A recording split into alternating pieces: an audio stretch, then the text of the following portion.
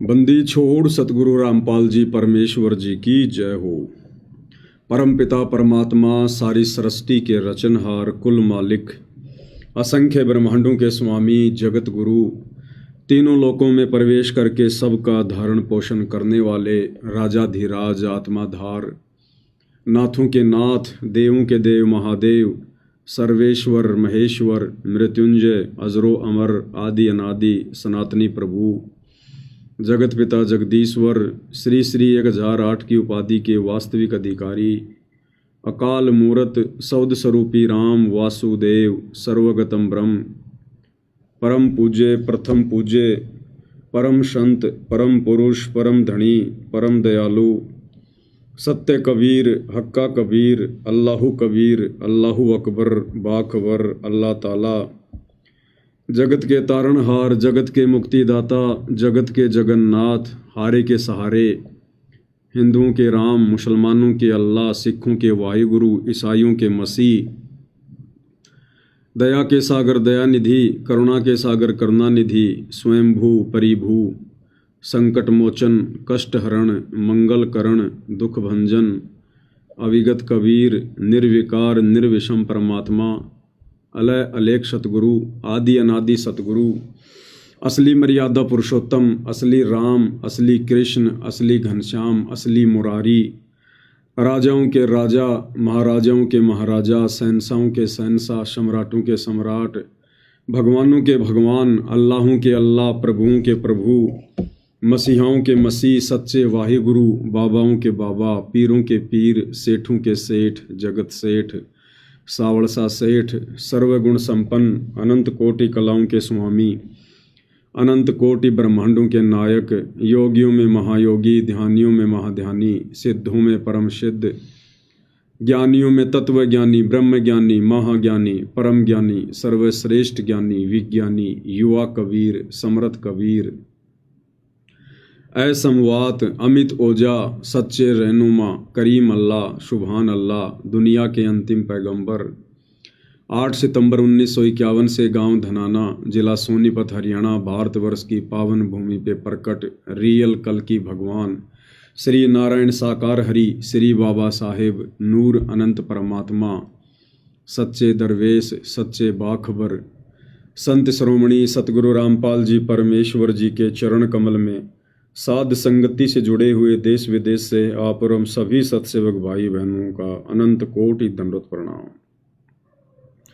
सत्साई भाई और बहनों, बहुत बड़ी दया बहुत बड़ी मेहर पूज्य गुरुदेव भगवान की परमेश्वर रामपाल जी की, जिनके शुभ आशीर्वाद से विशेष आशीर्वाद से अपनी आत्मा के कल्याण हेतु गुरुदेव भगवान के अमर तत्व ज्ञान को आधार बनाकर हर प्रकार से संघर्ष करते हुए और निरंतर इस भक्ति मार्ग पर हम आगे की ओर बढ़ रहे हैं। तो भाई और बहनों, इस कलयुग की बिचली पीढ़ी में वर्तमान समय में ये विशेष वीआईपी रजा है और ये विशेष वीआईपी रजा परमपिता परमेश्वर कबीर साहिब सतगुरु रामपाल जी भगवान अपनी विशेष वीवीआईपी आत्माओं पर ही बख्शेंगे। सबके भाग में नहीं होती है सतगुरु की मेहर। परमात्मा कहते हैं सब कुछ गुरु के हाथ है और पाइए अपने भाग, यानी सतगुरु के पास में सब कुछ है। वो सृष्टि का उत्पत्ति करता है, सबका भरण पोषण करने वाला है, लेकिन उस संपूर्ण समर्थ सतगुरुदेव भगवान से आत्माएं जो भी कुछ प्राप्त करती हैं वो अपने संस्कारवश करती हैं, अपने भाग्यवश करती हैं। सकल पदार्थ है जगमाही और भाग बिना नर पावे नाही, कर्महीन नर पावे नाही। तो भाई और बहनों, जो आत्माएं सतगुरुदेव भगवान के द्वारा इतना ज्ञान देने के बावजूद भी और 2014 के बाद से साध संगतियों के माध्यम से भी परमात्मा इतने संदेशे दिलवा रहे हैं। आज देश विदेश में परमेश्वर रामपाल जी की संगत में, चाहे वो लाखों में हो चाहे वो करोड़ों में हो, कोई भी व्यक्ति ये नहीं कह सकता कि मेरे तक साध संगति के वीडियो नहीं पहुंचे होंगे। किसी न किसी माध्यम से परमेश्वर ने पिछले 8-10 वर्षों में अपनी हर एक आत्मा तक ये संदेशा जरूर पहुंचाया है कि भैया निर्णय कर ले, नीर खीर का निबेरा कर, तेरे ऊपर कोई बंदिश नहीं है, कोई पाबंदी नहीं है। आत्मा को परमात्मा ने सदा से स्वतंत्र रखा है। डराता हमें काल है, बंदिशों में, बंधनों में हमें काल बांधता है। सतगुरु नहीं बांधते, परमात्मा नहीं बांधते। अगर इस आत्मा को परमात्मा ने बंधनों में रखना होता तो हम कभी भी सतलोक से इस काल के लोक में नहीं आते। जब हमने सतलोक में काल के ऊपर आसक्ति व्यक्त की, स्व इच्छा से काल के साथ इस लोक में आने की इच्छा जाहिर की, तो परमेश्वर ने हमें रोका नहीं, हमें अपने पराधीन नहीं रखा, क्योंकि आत्मा स्वतंत्र है। और मालिक ने कहा कि भाई जो अपनी इच्छा से जाना चाहता है उसको मैं भेज सकता हूं, अन्यथा वो परमात्मा एक डांट मारता। अगर एक बार ये कह देता कि दोबारा ऐसी हिम्मत मत करना इसके साथ जाने की बात कहकर, तो कोई भी आत्मा हाथ नहीं खड़ा करती, दोबारा जिंदगी में कभी कोई मुंह भी नहीं करता इधर। लेकिन भाई और बहनों, परमात्मा ने जब सतलोक में आत्मा को स्वतंत्र रखा हुआ है, तो इस काल लोक में भला आत्मा को कैसे परतंत्र रखेंगे, स्वतंत्र ही रखेंगे। तो परमेश्वर यानी गुरुदेव भगवान कभी किसी की वीडियो देखने से मना नहीं करते, कभी किसी के विचार सुनने से मना नहीं करते। उल्टा गुरुदेव भगवान तो हमें ये शिक्षा देते हैं कि कहे कबीर सोई जन मेरा, जो नीर खीर का करे निबेरा। परमेश्वर रामपाल जी कहते हैं कि मेरी नेक आत्मा, मेरी अच्छी आत्मा, मेरी ज्ञानी आत्मा वही है जो दोनों पक्षों की बातों को सुनकर फिर कोई निर्णय करे। एक पक्ष की बात को सुनकर कभी हम जज नहीं कर सकते, निर्णय नहीं कर सकते। स्वयं गुरुदेव भगवान ने हमारे को भिन्न भिन्न साधु संत महात्माओं के प्रवचन सुनाकर, सत्संग सुनाकर भक्ति मार्ग पर दृढ़ किया है, तैयार किया है। जब तक हम दूसरे के पैकेट में रखी हुई वस्तु को देखेंगे नहीं, हमें क्या पता चलेगा उस पैकेट में नकली वस्तु है या फिर असली वस्तु है। तो सतगुरुदेव भगवान ने अपने किसी भी भगत को मना नहीं किया कि तुम किसी की वीडियो मत देखना, बस मेरे सत्संग सुनना। अगर ऐसा करना होता तो फिर परमात्मा अपने भक्तों की जेब में मोबाइल नहीं डालता, ये यूट्यूब और फेसबुक नहीं देता जिस पर दुनिया भर के वीडियो आते हैं, अच्छे भी बुरे भी, साधु संतों के भी। अगर परमात्मा ने हमें डरा के धमका के अगर रखना होता तो आज सबकी जेब में परमात्मा मोबाइल नहीं डालता। अब सबकी जेब में मोबाइल है तो सब लोग स्वतंत्र हैं, सब लोग स्वतंत्र हैं। तो हमें डरा कौन रहा फिर वर्तमान में गुरुदेव भगवान का आदेश बताकर कि अगर साध संगति की वीडियो देखोगे, पवन दास की वीडियो देखोगे तो तुम्हारा नाम खंड हो जाएगा, तुम गुरुद्रोही घोषित कर दिए जाओगे, तुम्हें आश्रम में एंट्री नहीं दी जाएगी। तो भाई और बहनों, ये डराने का, भयभीत करने का काम काल का है। तो जो काल प्रेरित आत्माएं हैं, जो गुरु को मानुष मानते हैं, गुरुदेव भगवान के जो नज़दीकी हैं, जो करीबी हैं, उनके बेटा बेटी, भाई बंधु, रिश्तेदार, चंद आश्रम संचालक, ये कोऑर्डिनेटर, इनको डर है, इनको भय है, क्योंकि इनको अपने सतगुरु पर विश्वास नहीं है। ये रोजी रोटी के लिए, अपने बच्चों के पेट पोषण के लिए संगत के दान पर निर्भर हैं, संगत के पैसे पर निर्भर हैं, ज्योति पाठ के पैसों पर निर्भर हैं।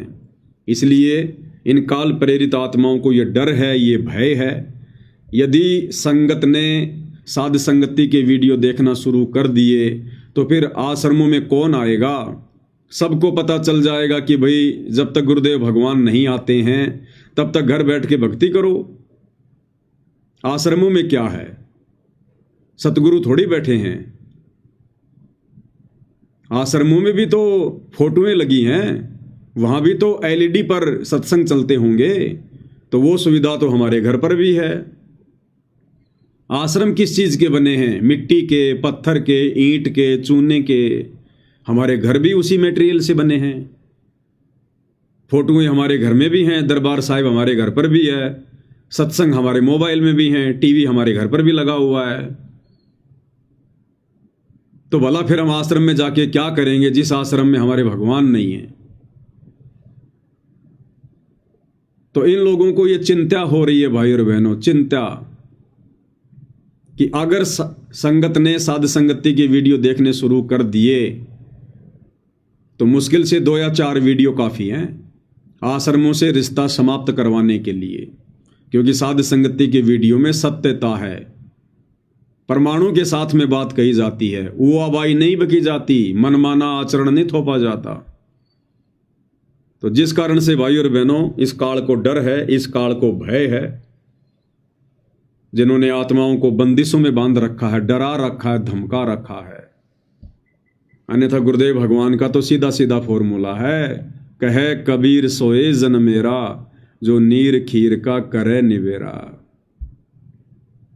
हंस, हंस कौन होता है?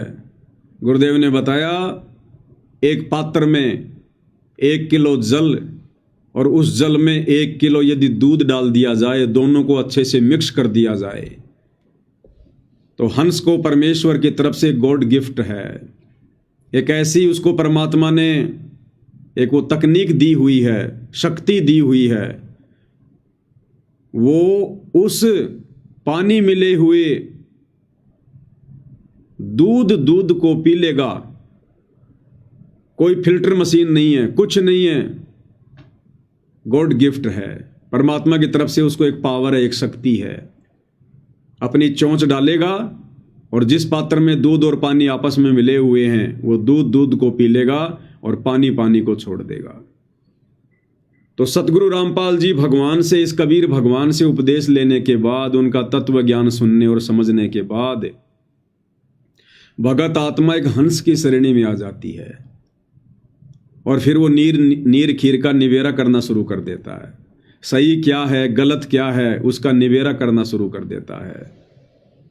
लेकिन वर्तमान में संगत पर काल ज्यादा हावी है, क्योंकि संगत गुरु को मानुष मानकर भक्ति कर रही है, मर्यादा तोड़कर भक्ति कर रही है, जिस कारण से काल का प्रभाव ज्यादा। अब सोचिए भाई और बहनों, परमेश्वर रामपाल जी की 90% सतलोक आश्रमों से जुड़ी संगत आज सही और गलत का निर्णय करने से डर रही है, भयभीत है। सोचिए भाई और बहनों, क्या ऐसी आत्माओं को लेकर परमात्मा सतयुग लेकर आएंगे? क्या ऐसी आत्माएं आने वाले समय में लोगों का जजमेंट करेंगी? कभी नहीं कर सकती। जो खुद अपने आत्म कल्याण का जजमेंट नहीं कर पा रहे, जो खुद संगत में क्या सही है क्या गलत है, जो वर्तमान में उसका जजमेंट नहीं कर पा रहे, सोचिए यदि ऐसी आत्माओं को कोई जज की पदवी मिल जाए, वो क्या खाक लोगों का निर्णय करेगी? वो तो पक्षपात ही करेगा, पक्षपात ही। वर्तमान में 90% संगत से तो जगत वाले लाख गुना अच्छे हैं। एक जज भी उस समय तक उस मुकदमे को लंबा खींचता है जब तक वो दोनों पक्षों की बातों को गहनता से समझ ना ले कि क्या सही है और क्या गलत है, उसके बाद वो निर्णय देता है। अन्यथा वकील तो अपने क्लाइंट को बचाने के पक्ष में देगा दलीलें, दोनों तरफ के वकील, नहीं साहब मेरा मुवक्किल सही है, नहीं साहब मेरा आदमी सही है। लेकिन जज उनकी बातें नहीं सुनता, उनकी बातें नहीं मानता, सुनता अवश्य, लेकिन संगत की तरह आंख बंद करके ऐसे विश्वास नहीं करता। सारे प्रमाण देखेगा, सारे सबूत देखेगा, उसके बाद वो जज करेगा कि कहीं मेरे से कोई गलती ना हो जाए।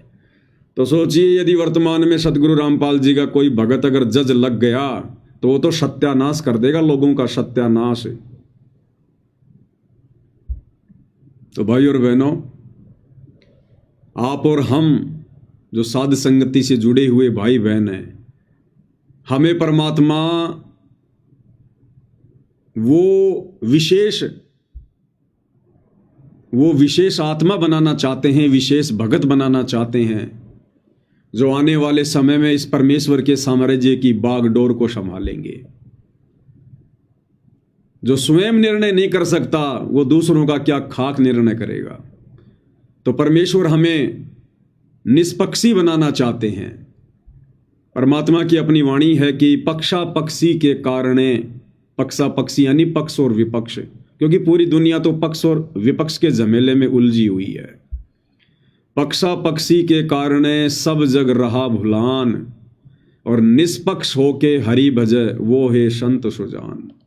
जो निष्पक्ष होकर भक्ति मार्ग पर चलेगा, ज्ञान को आधार बनाकर, परमात्मा कहते हैं वही असल में ज्ञानी आत्मा है। संत सुजान, संत यानी भगत, सुजान यानी ज्ञानी आत्मा, बुद्धिमान आत्मा। तो परमेश्वर हमें संत सुजान बनाना चाहते हैं।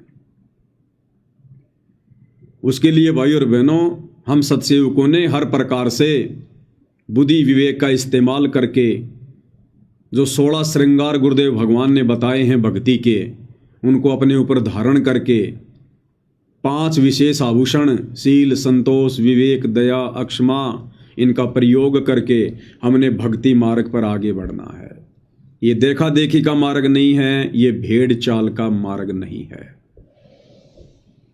और वर्तमान में हमारी यही परीक्षा हो रही है भाई और बहनों। परमेश्वर ने अपनी लाखों की संगत में से अपनी चंद विशेष आत्माओं को छांट दिया है, साध संगति से जोड़ दिया है। अब हमारी आगे के लिए ट्रेनिंग चालू है, और ट्रेनिंग में हमने फेल नहीं होना है। बहुत ही धैर्य के साथ में, बुद्धि विवेक के साथ में, हमने जल्दबाजी में कोई निर्णय नहीं लेना किसी भी प्रकार का। आंख बंद करके किसी पर भी हमने विश्वास नहीं करना है वर्तमान समय में। जोश में अपना होश खोकर कोई बात नहीं बोलनी है बिल्कुल भी, क्योंकि ये हमारी फाइनल परीक्षा चल रही है। फाइनल परीक्षा, छठनी फाइनल। तो हम भगत भाई बहनों ने, विशेषकर साध संगति वालों ने, किसी को भी देखकर नहीं चलना है। किसी को भी। जिस प्रकार एक शुगर का मरीज, और यदि वो लास्ट स्टेज पर हो और डॉक्टर उसको कह दे कि भैया आज से पहले तूने जो खाया पिया सो खाया, अब यदि तूने जरा सा भी मीठा प्रयोग कर लिया, जरा सा भी, तो भाई मेरे पास में मत आना, उसी समय तू खत्म हो जाएगा, तेरी लास्ट स्टेज है ये। उसके बाद भाई और बहनों, वो शुगर का पेशेंट घर पर रहे, चाहे अपनी रिश्तेदारी में जाए, चाहे किसी फंक्शन में जाए, वो खाने पीने को लेकर कितनी सावधानी बरतेगा। उसके सामने यदि दाल भी परोस दी जाए, वो उस पर भी अंधा होके विश्वास नहीं करेगा। जरा सी उंगली डाल के और जीभ पर एक टपका रखेगा, मीठा तो नहीं है कहीं ये। इतना भयभीत होकर वो सब्जी का भी प्रयोग करेगा। और सोचो यदि उसके सामने मिठाई रखी हो, उसको तो तुरंत हटाएगा, तुरंत। तो आप और हमारी इस भक्ति मार्ग पर सत्सेवकों की वर्तमान में वो फाइनल स्टेज है। इस समय यदि हमने जरा भी बकवाद करी, जरा भी देखा देखी वाली भक्ति की, भेड़ चाल में चले, परमेश्वर की मर्यादा तोड़ी, तो आप और हमारी भाई और बहनों वही स्थिति होगी फिर। इसलिए हमने भीड़ को देखकर नहीं चलना है। हमारे खुद के गुरु भाई बहन, चाहे सत्सेवक हों, चाहे आश्रमों से जुड़े हुए हों, वो चाहे कितनी ड्रामेबाजी क्यों ना करें, उनके आश्रमों में चाहे कितनी भीड़ क्यों ना इकट्ठी होती हो, उन आश्रमों के वो वीडियो देखकर, उनकी मीठी मीठी लुभावनी बातें सुनकर, उनकी तरह तरह की मुहिम की वीडियो देखकर, हमने अपने मार्ग से जरा भी विचलित नहीं होना है, जरा भी, नहीं तो काम बिगड़ जाएगा अपना। ये जो बकवाद कर रहे हैं इनको करने दो आश्रम वालों को। ये जो अपना अनमोल मनुष्य जीवन बर्बाद कर रहे हैं इनको करने दो। ये जो मर्यादाएं तोड़ रहे हैं, संगत की तुड़वा रहे हैं, तोड़ने दो, तुड़वाने दो। समझाना हमारा फर्ज है, लेकिन हमने उनकी बातों में नहीं आना है, बहकावे में नहीं आना है, अपने आप को कमजोर नहीं होने देना है। क्योंकि हमारा आत्म कल्याण उस विधि से होगा जो विधि हमें पूज्य गुरुदेव भगवान ने बता दी है, सत्संगों में जो बता दी है। क्योंकि सत्संग ही परम संत का संविधान होता है। ये सत्संग आज भी हमारे ऊपर लागू हैं और गुरुदेव के शतलोक जाने के बाद भी यही सत्संग चलेंगे, यही भक्ति विधान परमेश्वर का लागू रहेगा। इसलिए वरवाला कांड 2014 से लेकर वर्तमान समय तक, जब तक ये परीक्षा पूरी तरह से क्लियर नहीं हो जाती है, हमने थर्ड पर्सन की किसी भी बात को स्वीकार नहीं करना है जो बात गुरुदेव के ज्ञान के विरुद्ध हो। बिल्कुल गांठ बांध लेनी हमने। कोई हमें कितना ही डराए कि तुझे गुरुजी से नहीं मिलने दिया जाएगा, भाई मत मिलने दे, तू गले से बांध गाल गाल के मिल ले, हम तो उसमें खुश हो जाएंगे। तुझे गुरुद्रोही घोषित कर दिया जाएगा, भाई बहुत अच्छी बात है, तू गुरुमुखी बना रहे, हम तो गुरुद्रोही ठीक हैं।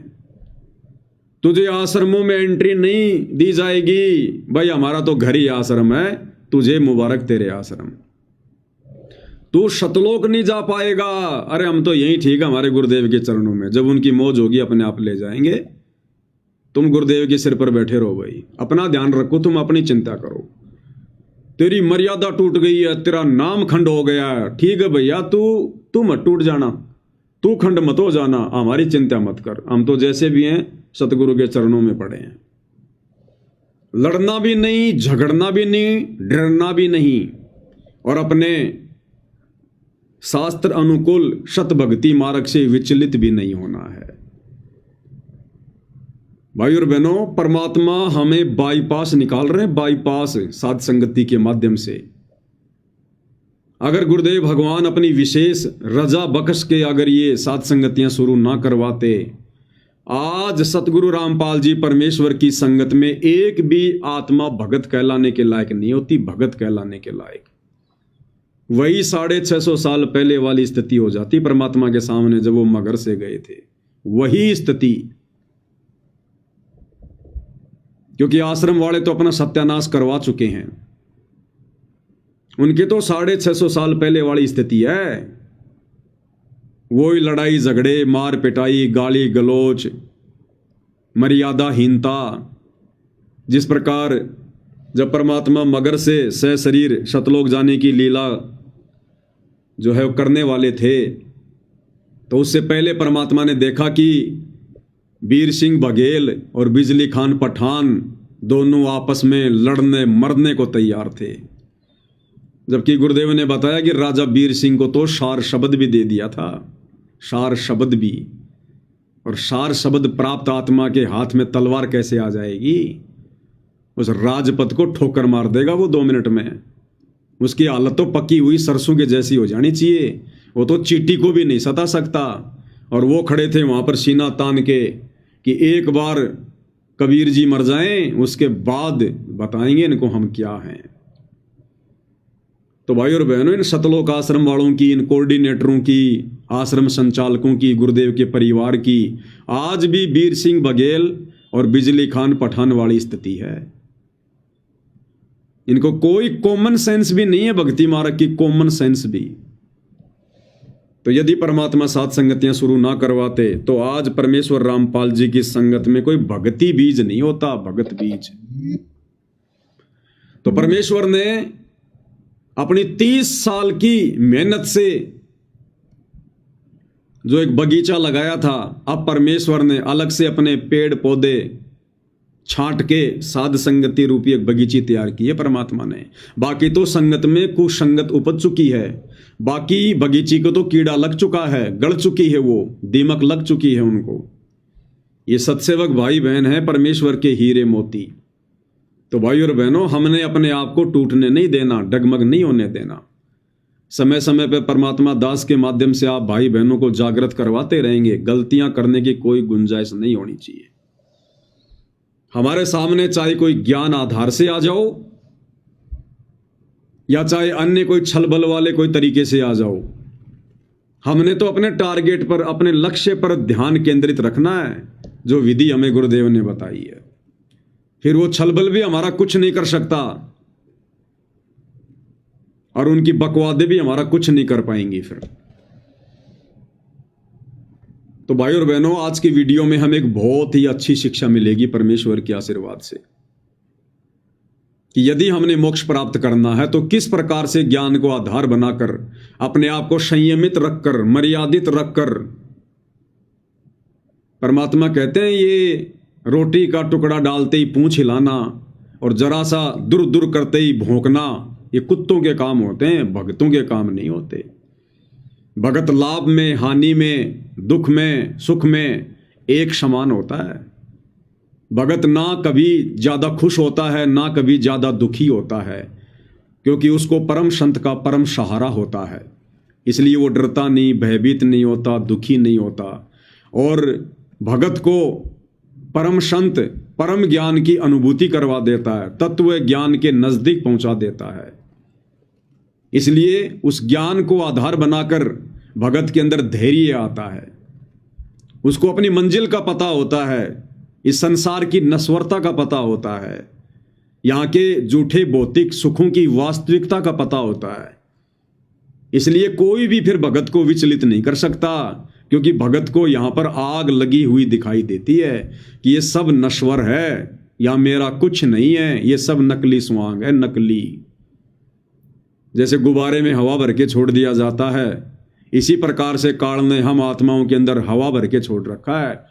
बेटा बेटी, कार कोठी, मकान, नौकरी, जायदाद, फार्म हाउस, सोना चांदी, पद पदवी, ये सब गुब्बारे की हवा है, एक सेकंड में निकल जाएगी, एक सेकंड में।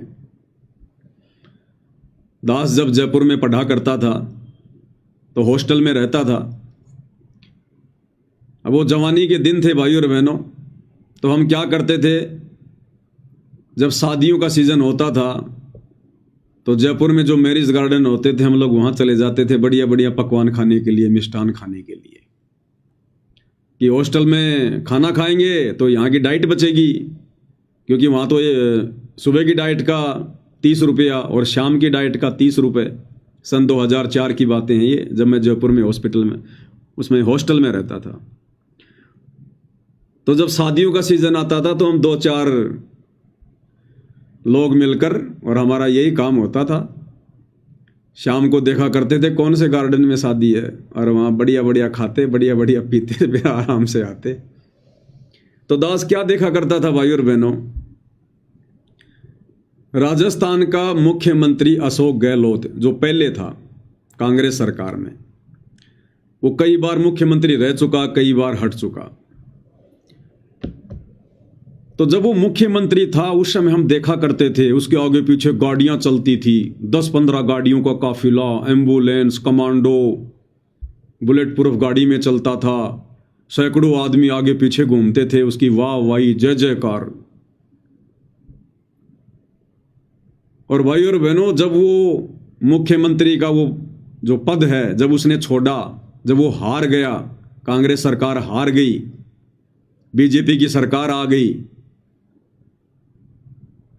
तो हम लोग एक शादी में गए हुए थे जयपुर में ऐसे ही खाना खाने के लिए, 2-4 जने। तो हम तो गोलगप्पे वगैरह खा रहे थे, अपने अंदर डांस वांस के आनंद ले रहे थे। तभी किसी ने कहा, अरे मुख्यमंत्री जी आ गए, मुख्यमंत्री जी आ गए। तो दास ने देखा, भाई कौन सा मुख्यमंत्री आ गया, आज तो हमारा भी सौभाग्य जो मुख्यमंत्री जी की शक्ल देखने को मिलेगी। तो दास ने क्या देखा, राजस्थान का भूतपूर्व मुख्यमंत्री अशोक गहलोत जो सरकार में नहीं था, वो अपने 2 साथियों के साथ, ना कोई पुलिस वाला, ना कोई बॉडीगार्ड, ना कोई बुलेट प्रूफ गाड़ी, और मात्र अपने 2 साथियों के साथ में और एक ही गाड़ी में, और पीछे हाथ करके, नीची गर्दन करके उनसे बात करते करते आ रहा है शादी में। तो भाई और बहनों, क्या खाक सूखे यहां का, क्या है ये। थोड़े समय के लिए तो काल हमारे अंदर मुख्यमंत्री बना के, प्रधानमंत्री बना के, राष्ट्रपति बना के हवा भर देता है। 5 साल तो हम किसी को बख्शते ही नहीं कि मैं कौन हूं, अपने आप को देवता समझने लग जाते हैं, झूठी उस प्रभुता को प्राप्त करके। और जैसे चुनाव हार जाते हैं उसी स्थिति में आ जाते हैं, वापस उसी स्थिति में, कोई उनको सलाम करने वाला भी नहीं मिलता फिर। तो पूज्य गुरुदेव भगवान ने हमें इस गंदे लोक की वास्तविकता से परिचित करवा रखा है भाई और बहनों। इसलिए हम क्या मांगे यहां का, कुछ मांगने लायक है यहां?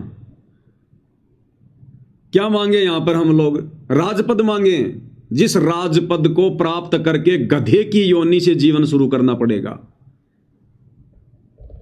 तो जिस आत्मा को ज्ञान है वो तो ऐसे पंगे में पाव नहीं देगी। राजपद चाहे इस पृथ्वी का हो, चाहे देवताओं के लोक का हो, इंद्र की पदवी हो। एक हरि की भक्ति बिन राजा गधा होए, और माटी लदे कुमार की घास न डाले कोई। तो क्या करेंगे वो राजपद प्राप्त करके? इसलिए परमेश्वर ने हमें यह तत्व ज्ञान देकर इस गंदे लोक की वास्तविकता से भली भांति परिचित करवा रखा है। इसलिए हमारा यहां मन भी लगना दूभर हो जाएगा। हमारे पास में आने वाले समय में सब कुछ होते हुए, क्योंकि जो शत भक्ति मर्यादा में रह के हम कर रहे हैं, आने वाले समय में परमेश्वर हमें सारे सुखों से लबालब करेगा, सारे सुखों से। ये परमात्मा अपने भगत को दुखों में रख के भी उसकी परीक्षा लेता है, और समय आने पर उसको दुनिया भर के सुख देकर भी उसकी परीक्षा लेता है। और जो भगत ना उन दुखों से दुखी होता है और ना सुखों से ज्यादा सुखी होकर विचलित होता है, वही आत्मा मोक्ष प्राप्त करती है। तो आने वाले समय में परमेश्वर हमें इस काललोक के झूठे भौतिक सुख भी देंगे, लेकिन उस समय तक परमेश्वर हमें ज्ञान से इतना परिपक्व कर देंगे, भक्ति से इतना परिपक्व कर देंगे, वो दुनिया भर के सुख होने के बावजूद भी भाई और बहनों हमारा मन यहां से हटा हटा सा रहेगा। जैसे कोई चीज हमारे से मिस हो गई हो, गुम हो गई हो। हमें एक मीठी मीठी हमेशा टेंशन रहेगी, एक चिंता रहेगी हमारे को कि अगर मैं रह गया यहां पर तो मेरे साथ में क्या बनेगी। ये तो चलो थोड़े समय के लिए मेरे को सतगुरु ने, समर्थ ने इस काललोक के झूठे सुख दे दिए। अगर मैं अपनी गलती से रह गया, कोई मर्यादा टूट गई, कोई चूक चाकरी हो गई सतगुरु की भक्ति में, सेवा में, तो फिर मेरे साथ में क्या बनेगी? वो दुख भगत को आंखों के सामने चलचित्र की तरह चलते हुए दिखाई देंगे। इसलिए सब कुछ होते हुए भी भाई और बहनों हमें फीका फीका लगेगा, फीका फीका हमारी वो स्थिति हो जाएगी। और क्या मांगेंगे फिर हम यहां का? हम वो गलतियां कर नहीं सकते अब, जो गलतियां आप और हमने आज से पहले की, सतगुरु की शरण में आने से पहले, सतयुग में, त्रेता में, द्वापर में, इस तत्व ज्ञान के अभाव में। आज हम वो भक्ति नहीं कर सकते। आज हम उतना त्याग, उतना बलिदान, वो कुर्बानी नहीं दे सकते, उतना संघर्ष नहीं कर सकते जो हमने सतयुग में किया, त्रेता में किया, द्वापर में किया, काल की भक्ति करते करते।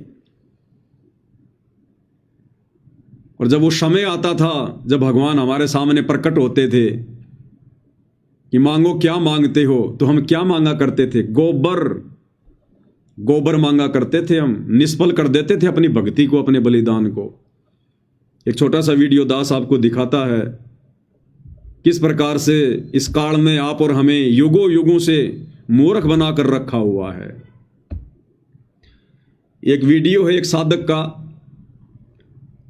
इसने काफी वर्षों तक श्री ब्रह्मा जी की साधना की और इसकी घोर तपस्या को देखकर, इसकी भक्ति को देखकर ब्रह्मा जी प्रसन्न हुए।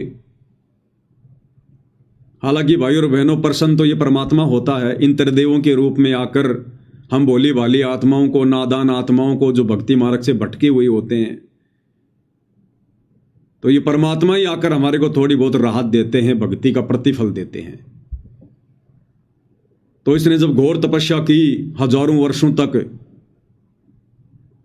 तो ब्रह्मा जी प्रकट हो गए, क्योंकि ब्रह्मा जी का ध्यान लगा रहा था। और ब्रह्मा जी ने कहा कि वत्स, मैं तुम्हारी तपस्या से प्रसन्न हुआ, मांगो मांगो, क्या मांगते हो?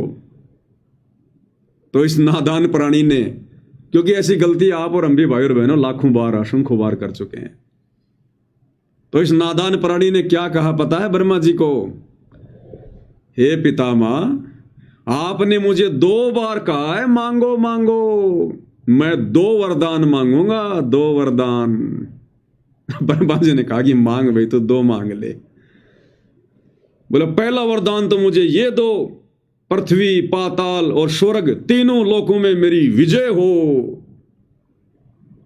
ये गधा बनने वाला वरदान मांगा इसने, गधा बनने वाला, क्योंकि तीनों लोकों पर विजय प्राप्त करके। अब विजय कैसे प्राप्त करेगा?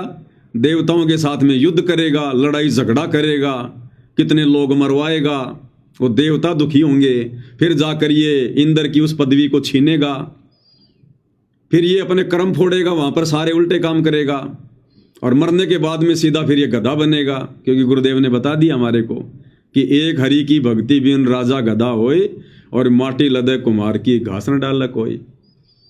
तो बोला आपने 2 बार कहा है कि मांगो मांगो, मैं 2 वरदान मांगूंगा। बोला मांग, पहला तो ये तीनों लोकों में मेरी विजय हो, तथास्तु। अब जब तीनों लोकों की विजय का वरदान मांगा तो भाई और बहनों साइड में वो इंद्र, नारद मुनि और भी छोटे मोटे देवता खड़े थे, देख रहे थे कि ब्रह्मा जी इसको क्या वरदान देगा। तो जब तीनों लोगों पर विजय का वरदान मांगा तो इंद्र के तो पसीने छूट गए, नारद जी भी घबरा गया कि लो भाई फिर लड़ाई झगड़ा होगा। इंद्र को टेंशन हो गई, तेरी पदवी गई। जिस राजपद को ये प्राप्त करना चाह रहा है, ऑलरेडी उस राजपद पर जो देवताओं का राजा बैठा है वो भी सुखी नहीं है, उसके भी पसीने छूट गए कि अब ये लड़ाई झगड़ा करेगा। इसने ब्रह्मा जी से वरदान मांग लिया। तो परमात्मा कहते हैं भाई तन धर सुखिया कोई न देखा, जो देखा सो दुखिया हो, उदय अस्त की बात करे मन सबका किया विवेका हो। तो बताओ भाई और बहन, इस गंदे लोक में क्या मांगेंगे हम? बोला दूसरा वरदान, मैं अमर हो जाऊं। तो ब्रह्मा जी कह रहे हैं भैया ये वरदान नहीं मिलेगा, यहां तो हम देवता भी अमर नहीं है, हम देवता भी अमर नहीं है। देखिएगा भाई और बहनों, अब हमें ये बच्चों के खिलौने लगेंगे, ये राजपद, देवपद, प्रधानमंत्री का पद, राष्ट्रपति का पद, बच्चों वाले खिलौने। परमेश्वर ने हमारी बुद्धि तत्व ज्ञान से इतनी विकसित कर दी है। क्या कह रहा है ब्रह्मदेव? आपने 2 बार मांगो मांगो, इसलिए मैं 2 वरदान पाने।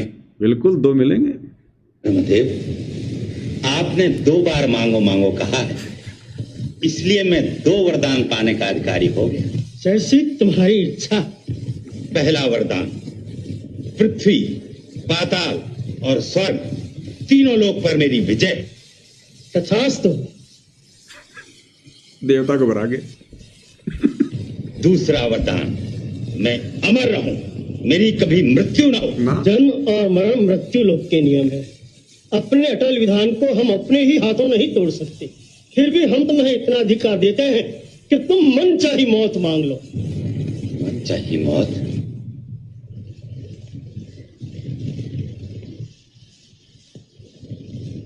ब्रह्मदेव, अगर मेरी मृत्यु भी हो तो केवल महाकाल के पुत्र के हाथों। तथास्तु। अब मैं अमर हो गया। हाँ, अब तू अमर हो गया भाई। अब देखो भाई और बहनों, ऐसे पता चलता है कि बातों बातों में गुरुदेव भगवान ने आप और हमें अध्यात्म की किस चोटी पर पहुंचा दिया है, हमें किस भक्ति की उस पराकाष्ठा पर पहुंचा दिया है। सतगुरुदेव भगवान के दोनों बेटे मनोज और वीरेंद्र राजनेताओं की रैलियों में धक्के खा रहे हैं, राजनेताओं से हाथ मिलाने को बहुत बड़ा मानते हैं। और ये नादान संगत जो सतलोक आश्रमों से जुड़ी है, कभी नरेंद्र मोदी की रैली में भाग रही है, कभी किसी नेता के जन्मदिन में भाग रही है। और इधर हम सत्सेवक भाई बहन, अगर खुद भी ब्रह्मा विष्णु महेश तीनों देवता आकर यदि हाथ जोड़कर कहें कि भक्तों आज से तीनों इन पदवियों को, रजगुण वाली पदवी, तमगुण वाली, सतगुण वाली, ये तीनों पद आप लोग प्राप्त करो निर्विरोध, कोई चुनाव नहीं, कोई इलेक्शन नहीं।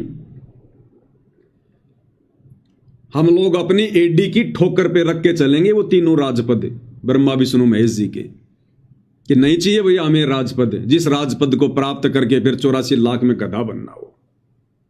ठोकर मार के चलेंगे हम, इंद्रदा राज कागदा बिष्टा ना होगा इंद्राणी नो। तो भाई और बहनों, बातों बातों में गुरुदेव भगवान ने हमें कहां पहुंचा दिया है। इसलिए आने वाले समय में दुनिया भर के सुख होते हुए भी आप और हमारी तनिक भी इच्छा, तनिक भी आस्था इन काल के झूठे भौतिक सुखों में नहीं रहेगी। और जब तक हम इस भक्ति मार्ग पर इतने तैयार नहीं होंगे, हमारी इच्छाएं जब तक ये भस्म नहीं होंगी, तब तक हम क्या खाक सतलोक जाएंगे। तो परमेश्वर ने हमें साध संगति से जोड़कर, क्योंकि हमारे अंदर ये क्षमता, ये विचार जो गुरुदेव ने अपने सत्संगों में बता रखे हैं, हमने कब से अपने जीवन में धारण किए, साध संगति से जुड़ने के बाद। तो गुरुदेव भगवान की आप और हमारे ऊपर असीम रजा है, छप्पड़ फाड़ रजा। और दूसरा भाई और बहनों, इस गंदे लोक में यहां का राजा भिखारी, यहां का मंत्री भिखारी, क्योंकि 21 ब्रह्मांड का स्वामी ये काल भिखारी। जब परमात्मा ने सृष्टि रचना में हमारे को इतना बता दिया कि इसने तपस्या करके भीख में प्राप्त किए, भीख में 21 ब्रह्मांड है, तो 21 ब्रह्मांड में अगर पृथ्वी के छोटे से टुकड़े का अगर कोई राजा बन जाए तो वो भी तो भीख में है। उसने भी तो कभी किसी जन्म में सतगुरु की भक्ति करके उस भक्ति के प्रतिफल में आज वो राज पद प्राप्त किया हुआ है, भीख। और हकीकत क्या है, 2020 में जब भाई और बहनों महामारी आई कोरोना, तो देश के प्रधानमंत्री ने भी हाथ खड़े कर दिए कि हमारा भी इतना बजट नहीं है, जबकि वो तो एक छोटा सा वायरस था, एक ट्रेलर। और प्रधानमंत्री ने भी क्या किया, पीएम रिलीफ फंड, कि भैया डोनेट करो पैसा, दान करो पैसा, दान करो पैसा, लोगों की जान बचानी है, लोगों की जान बचानी है। प्रधानमंत्री ने भी झोली फैला दी, प्रधानमंत्री रिलीफ फंड के नाम पर। कोई 50 लाख दे रहा है, कोई 1 करोड़ दे रहा है, कोई 15 करोड़ दे रहा है, पैसे वाले लोग। तो जिस देश का भाई और बहनों राजा भिखारी, ऐसे राजपद को हम प्राप्त करेंगे ये ज्ञान होने के बाद में? ऐसे राजाओं से हम कोई सुखों की हम कोई इच्छा रखेंगे? इसलिए परमात्मा ने दास को प्रेरणा करके सत्सेवक भाई बहनों को मना करवाया कि हमने सरकारी राशन नहीं लेना जो फ्री में मिलता है। सरकारी राशन हमने बिल्कुल नहीं लेना जो फ्री में मिलता है। बताओ किन किन लोगों का पैसा आया होगा? जिसकी शराब की दुकान है वो भी टैक्स दे रहा है, उसने भी प्रधानमंत्री रिलीफ फंड में पैसा डाला। जिसके बूचड़ खाने हैं उसने भी उस रिलीफ फंड में अपना पैसा डाला।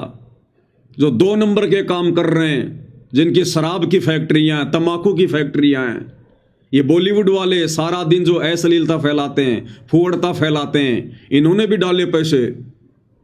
अंबानी जैसे लोग जिनका कोई दीन धर्म नहीं है, जो भक्ति के निकट भी नहीं है, पाप कर्म की गठरी जिनके सिर पर है, ऐसे लोगों ने भी डाला।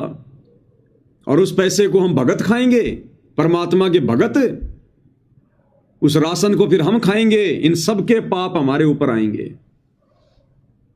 और सतगुरु के भगत होने के बाद, जगत सेठ के बच्चे उनकी शरण में होने के बाद हम राजा के आगे झोली फैलाएंगे, हम सरकारी राशन पर अपना जीवन जिएंगे। धिक्कार है फिर उस भगत को और उसकी भक्ति को। इसलिए परमात्मा ने समय रहते और अधिक पाप कर्म ना बढ़े, परमात्मा ने क्रोश लगवा दिया वीडियो बनवा के। ये आश्रम वाले तो आज भी सरकारी पेंशन ले रहे हैं, सरकारी राशन ले रहे हैं आज भी। तो जब छोटी सी बीमारी कोरोना आया तो देश के प्रधानमंत्री ने हाथ फैला दिए। बताओ क्या करेंगे हम ये राजपद प्राप्त करके? और अभी अभी जो पंजाब में जो बाढ़ आई हुई है, पंजाब के थोड़े से हिस्से में 2-2.5 हजार गांव बाढ़ से प्रभावित हुए। यानी मुश्किल से 1/3 हिस्सा भी बाढ़ से प्रभावित नहीं है पंजाब का, 25% हिस्सा बाढ़ से प्रभावित है। और इतनी सी आपदा में, इतनी सी परेशानी में पंजाब के मुख्यमंत्री भगवंत सिंह मान ने हाथ फैला दिए जनता के सामने कि आओ सब मिलकर पंजाब को खड़ा करेंगे, सब मिलकर सहयोग करो। मैं वचन देता हूं कि आप अगर 1 रुपया भी दोगे तो मैं उसको सही काम में लगाऊंगा। क्यों भाई? सरकार दिवालिया हो गई क्या? सरकारी कोष दिवालिया हो गया, खाली हो गया क्या? बस इतनी औकात है क्या राजाओं की? अरे अभी तो कोई बांध भी नहीं टूटा, विशेष कोई बादल भी नहीं फटा, एक नहर का पानी आ गया उछल कर और उसी में मुख्यमंत्रियों ने हाथ फैला दिए, इस कंगाल लोक के राजाओं ने हाथ फैला दिए जनता से। जनता बैठी है राजाओं के भरोसे, राजा बैठे हैं जनता के भरोसे।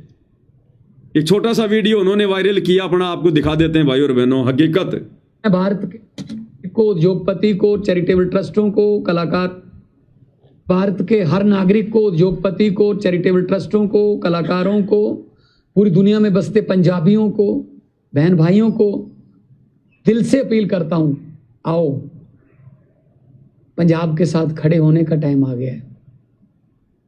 पंजाब को दोबारा अपने पांव पे खड़े करने का टाइम आ गया है।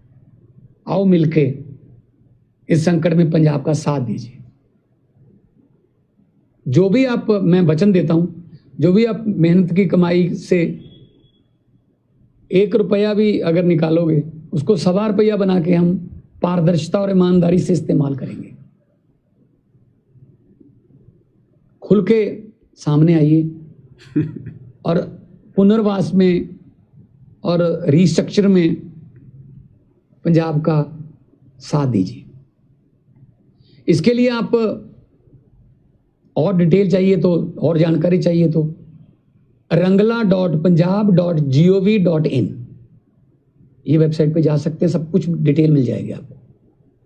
तो ये हालत है 21 ब्रह्मांड के राजाओं की, मुख्यमंत्रियों की, प्रधानमंत्रियों की। कहां गया भाई टैक्स? अरे आप मुख्यमंत्री हो, पंजाब तो बड़ा उन्नत राज्य है,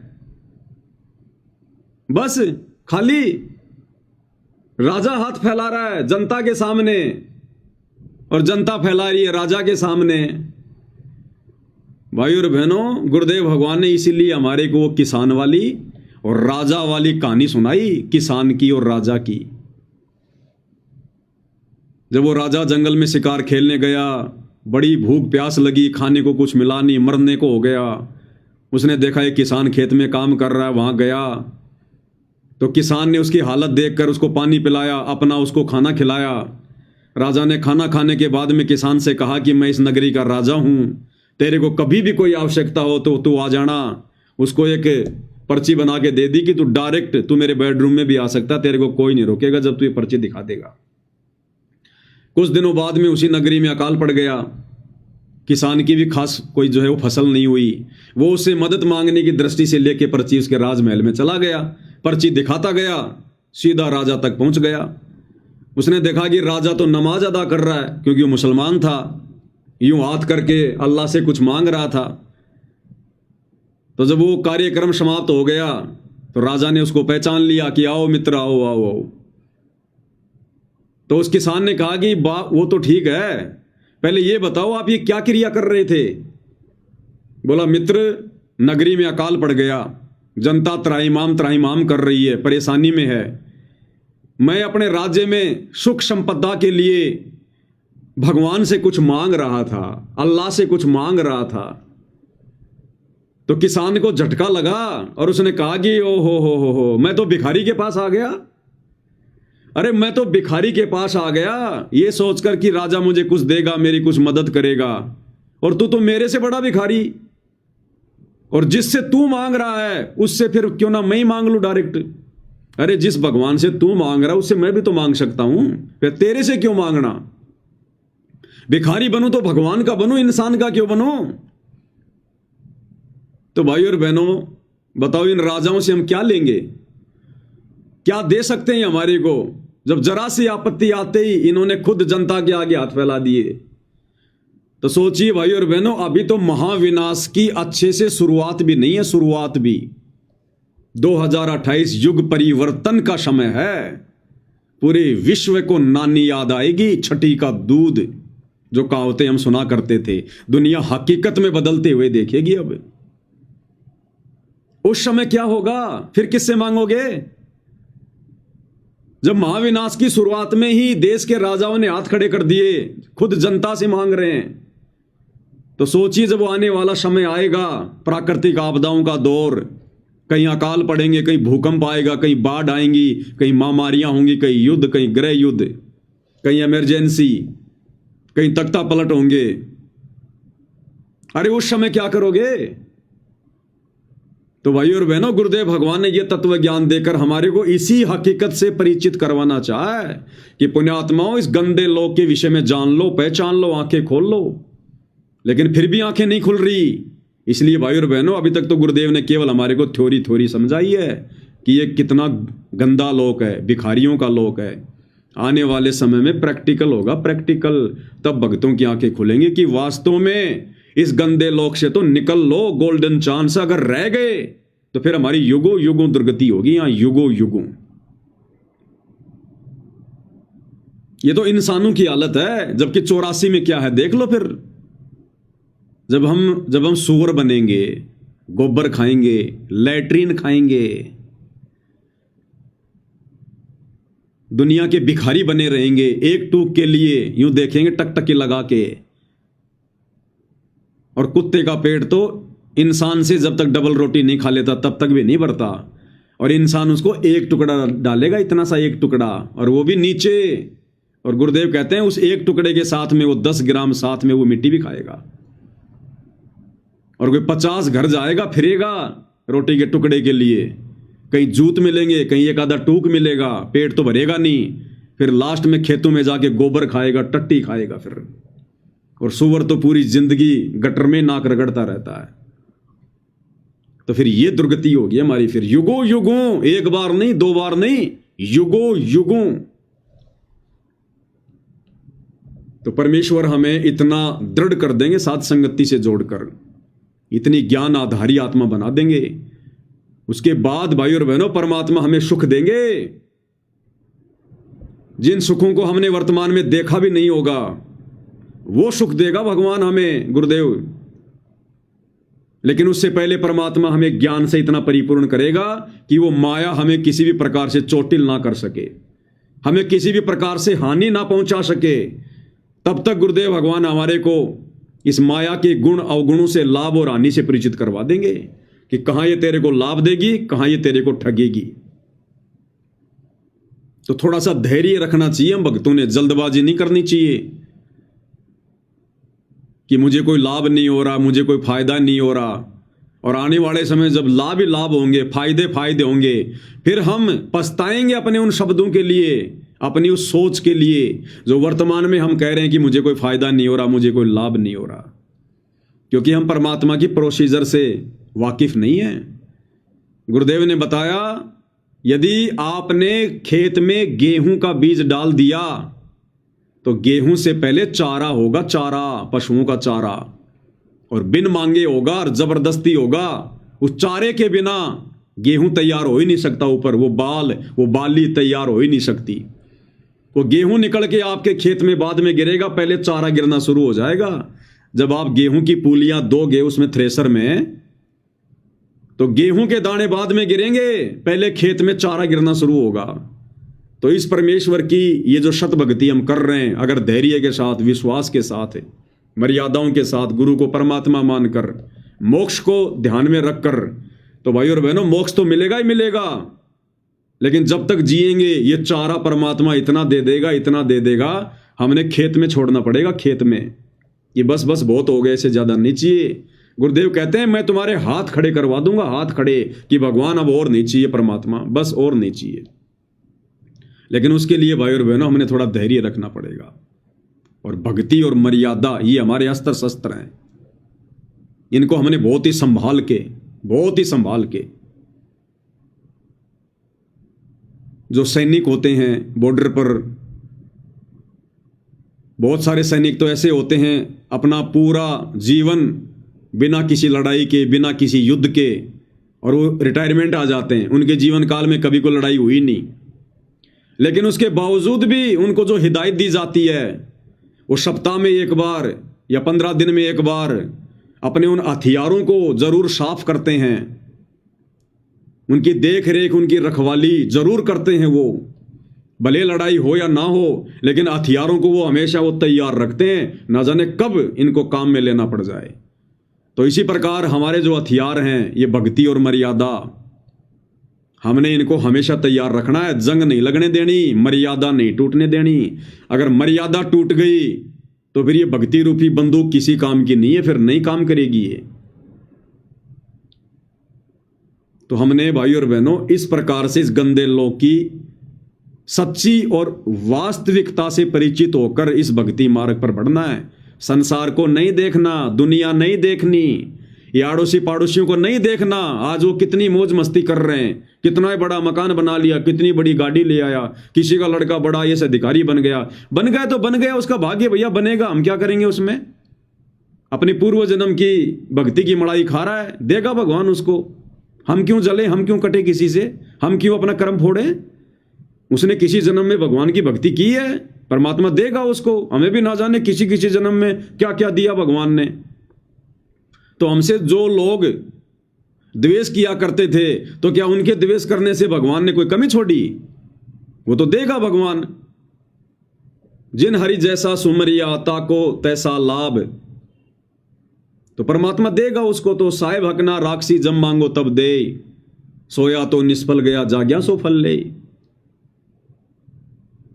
तो इस कदर भाई और बहनों हमने इस सत भक्ति मार्ग पर एक एक कदम फूक फूक के रखना, फूक फूक के। और वही चार बातें भाई और बहनों, इतना सब कुछ ज्ञान होने के बावजूद भी, इतनी मर्यादाएं रखने के बावजूद भी, इस कदर वास्तविकता से परिचित होने के बावजूद भी, यदि हमने वो युगों युगों वाली गलती फिर से कर दी, गुरु को मानुष मानने वाली, हमारी बनी बनाई भक्ति का सत्यानाश हो जाएगा, बनी बनाई भक्ति का। उसके लिए हमने गुरुदेव भगवान के सत्संग रह रहकर सुनने चाहिए, रह रहकर, जब भी दाव लग जाए, जब भी मौका लग जाए। सत्संग से हमने बिल्कुल भी बायकॉट नहीं करना है। हम कितने बिजी हैं, भले चलते चलते सुन लो, काम करते करते सुन लो, लेकिन रोजाना 1 घंटा तो कम से कम परमात्मा दया करें। अब उस 1 घंटे के सत्संग में परमात्मा हमें चार्ज रखेंगे, 1 घंटे के सत्संग में भी। क्योंकि हम चाहे कुछ भी काम करें, और यदि सत्संग चल रहा है तो ना चाहते हुए भी अब गुरुदेव ने हमें साथ संगति से इस कदर तैयार कर दिया, हमारी सुरती, हमारा ध्यान परमेश्वर की वाणी पे रहेगा। आप ट्राई कर लेना, कोशिश कर लेना, जो साथ संगति से जुड़े हुए हैं। क्योंकि परमात्मा ने हमारी वो नसें काट दी हैं, संसार वाली, बकवाद वाली, यार दोस्त वाली, रिश्तेदारों वाली, हंसी मजाक वाली। तो अब हमारा ध्यान काम करते करते भी और परमेश्वर की वाणियों में रहेगा, परमेश्वर की वाणियों में। क्योंकि अब हम बड़े ध्यान से, बड़े गौर से सत्संगों को सुनते हैं, और जैसे कोई पॉइंट आएगा तुरंत हम यूं कान कर लेंगे नजदीक कि परमात्मा जी क्या कहना चाह रहे हैं, क्या कुछ विशेष बात कह रहे हैं। तो 1 घंटे का सत्संग भी जो हम ध्यान से सुन रहे हैं, हमारी आत्मा को बिल्कुल तरोताजा रखेगा, तरोताजा। और सुमरण भी फिर हम उसी हिसाब से करेंगे, क्योंकि हम गुरु को परमात्मा मानकर हम सुमरण करेंगे। मर्यादा हम कोई तोड़ नहीं रहे। मोक्ष के अलावा दूसरा हमारा कोई टारगेट नहीं है, राजा महाराजा बनने का, राजनेता बनने का, कोई बहुत बड़ा कोई सेठ धनी व्यापारी बनने का। लड़ाई झगड़ा राग द्वेष ईर्ष्या हमारी फितरत में नहीं। अब तो जितना हम सुमरण करेंगे वो हमारी आत्मा को तरोताजा रखेगा, तरोताजा। तो अब हमने वो युगों युगों वाली गलती बिल्कुल भी नहीं होने देनी है। ये दुनिया चाहे लाख कहे, ये भगत चाहे लाख कहें कि तुम कैसे कह सकते हो कि सतगुरु रामपाल जी स्वयंभू हैं, ये प्रकट हुए हैं। क्योंकि अपने ही गुरु भाई बहन, संगत में कुसंगत होती है, संगत में कुसंगत। अरे जगत वालों को तो पता ही नहीं हमारे क्या नियम है, क्या मर्यादा है, क्या ये ज्ञान है, क्या ये सौदा है, क्या सतलोक है। तो वो बेचारे क्या कहेंगे, कुछ नहीं कर सकते। वो तो केवल इतना कह सकते हैं कि तू पागल हो गया, बाबा रामपाल के चक्कर में आ गया, तू पहले वाला नहीं रहा। बस ये 3 बातें उनके पास है। लेकिन यदि हमारे मन में कोई शंका पैदा करेगा तो काल केवल संगत में जो कुसंगत होती है, जो नकली भगत होते हैं, उनके माध्यम से, क्योंकि वो थोड़ा बहुत सत्संग सुनने के चलते जानते हैं अटपट, तो वो हमारे अंदर शंका पैदा करेंगे काल प्रेरणा से, क्योंकि उनको ये अच्छा नहीं लगेगा कि ये गुरु जी को भगवान क्यों कह रहा है, ये गुरु जी को प्रकट हुआ क्यों मानता है। वही लोग हमारे अंदर शंका के बीज बोने की कुचेष्टा करेंगे काल प्रेरणा से। तो भाइयों और बहनों, हमने आदरणीय गरीबदास जी के जीवन को, उनकी जीवन लीला को अपनी आंखों के सामने रखना है। ये आदरणीय गरीबदास जी की जो जीवन लीला है ना, एक ऐसा उदाहरण है जो आप और हमें दृढ़ करेगा। बाकी तो दास समय समय पर खुलासा जो है करता आया है, लेकिन बहुत सारी नई नई चीजें जो निकल निकल के सामने आती हैं, यही रजा होती है गुरुदेव भगवान की। जो रहस्य होते हैं अध्यात्म के, जो बातें हमारे दिलो दिमाग में भी नहीं होती, हमारे आसपास भी नहीं होती हैं, साथ संगति के माध्यम से परमात्मा उन्हीं पॉइंटों को लेके आते हैं। तो जिस प्रकार आदरणीय गरीबदास जी 12वें पंथ के प्रवर्तक थे, और ये 12 पंथ किसने चलाए? काल ने। काल ने 12 पंथ चलाए। इसने परमात्मा से कहा था कि जाओ तुम अपना एक पंथ चलाओगे, मैं 12 पंथ चलाऊंगा तेरे कबीर नाम से। इसलिए तो गुरुदेव भगवान ने कहा कि 12वें पंथ की जो आत्माएं हैं वो ना तो भक्ति को समझ पाएंगी ना भगवान को समझ पाएंगी। 12 पंथ काल फुरमाना और भूले जीव न पावे ठिकाना। ये 12 पंथ हमी को ध्यावें और ये अस्थिर घर का मर्म न पावें। कबीर भगवान कहते हैं कि ये 12 पंथ, ये कबीर कबीर का गाएंगे गुण, लेकिन इनके पास में कबीर की भक्ति की छींट भी नहीं होगी। और 12 पंथों के जो भगत होंगे, जो पंथी होंगे, वो काल के मुंह में रहेंगे, काल के मुंह में। 12वें पंथ नाम जो लेही हमरे मुख में आन समोई। कौन कहता है? काल। कि 12 पंथ नाम जो लेही, यानी 12 पंथों तक जो व्यक्ति उपदेश लेगा, जो गरीबदास जी के भगत हैं, वो भी काल के मुख में रहेंगे, काल के मुख में। 12 पंथ नाम जो लेही हमरे मुख में आन समोई। तो 12 पंथ भाइयों और बहनों किसने चलाए? काल ने। अब विचार करो भाइयों और बहनों, काल ने सबसे पहले जो पंथ चलाया तो काल ने अपनी आत्मा भेजी होगी ना, क्योंकि पंथ काल चला रहा है तो पंथ को चलाने वाला कौन भेजेगा? काल ही भेजेगा। तो 12वां पंथ किसका? काल का। तो आत्मा किसकी होनी चाहिए? उस 12वें पंथ को चलाने वाली आत्मा, वो प्रवर्तक कौन भेजेगा? काल भेजेगा। लेकिन गरीबदास जी को तो हम काल का प्रवर्तक कह ही नहीं सकते, क्योंकि अब हमें हकीकत का पता चल गया कि गरीबदास जी के रूप में तो खुद कबीर भगवान थे, कबीर परमात्मा थे। पंथ काल का और उसके प्रवर्तक बन गए खुद कबीर परमात्मा गरीबदास जी के रूप में। फिर वो काल वाली आत्मा कहां गई? काल ने भी तो भेजी होगी ना। ये तो चलो बीच में परमात्मा ने खेल खेल दिया, लेकिन 12वें पंथ का प्रवर्तक काल ने भी तो भेजा है। वो कहां है? ये है वो गूढ़ रहस्य भाइयों और बहनों। परमात्मा कैसे शिशु रूप में 8 सितंबर 1951 को प्रकट हुए हैं सतगुरु रामपाल जी। गरीबदास जी ने क्या कहा अपनी वाणी में?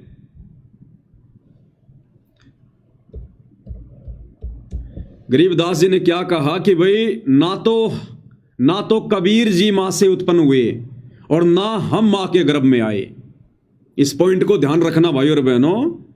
सतगुरुदेव भगवान अपने मुख कमल से आदरणीय गरीबदास जी के विषय में बता रहे हैं, और क्या कह रहे हैं कि गरीबदास जी यहां कह रहे हैं कि ना तो कबीर जी मां से उत्पन्न हुए और भाई ना हम मां के गर्भ में आए। ध्यान से सुनिएगा। गरीबदास जी के कबीर साहब मां का पैदा नहीं हुए थे और ना हम गर्भ में आए भाई। शब्द स्वरूपी रूप हम। क्लियर? क्या कह रहे हैं परमात्मा गरीबदास जी के विषय में? कि गरीबदास जी कह रहे हैं कि ना तो कबीर साहिब मां से उत्पन्न हुए और भाई ना हम गर्भ में आए। तो गरीबदास जी अगर मां के गर्भ से उत्पन्न नहीं हुए, फिर कैसे उत्पन्न हुए? यही वो पॉइंट है जो हमें दृढ़ करेगा कि इसी विधि से वर्तमान में सतगुरु रामपाल जी, ये कबीर भगवान फिर से आए हैं। जिस विधि से गरीबदास जी आए हैं, किस विधि से आए हैं? 12वां पंथ काल का। आत्मा तो काल ने भेजनी थी और उसने भेजी भी।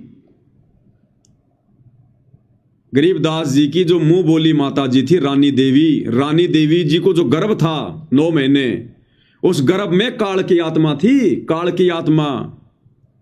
और उस आत्मा ने रानी देवी के गर्भ से जन्म भी लिया, उसने जन्म भी लिया। लेकिन समर्थ सतगुरुदेव भगवान ने स्वयं 12वें पंथ का प्रवर्तक बनना था, अपने ज्ञान का उजियारा करना था।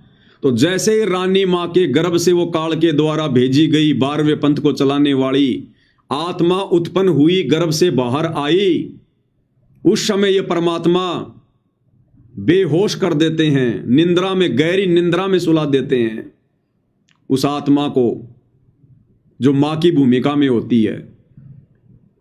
और जो काल के द्वारा भेजी गई जो आत्मा आई थी, जो मां के गर्भ से वो जन्म लेकर, उसको परमेश्वर गौण कर देते हैं। ये तो सेकंडों का काम है भगवान का, चुटकियों का काम है परमात्मा को।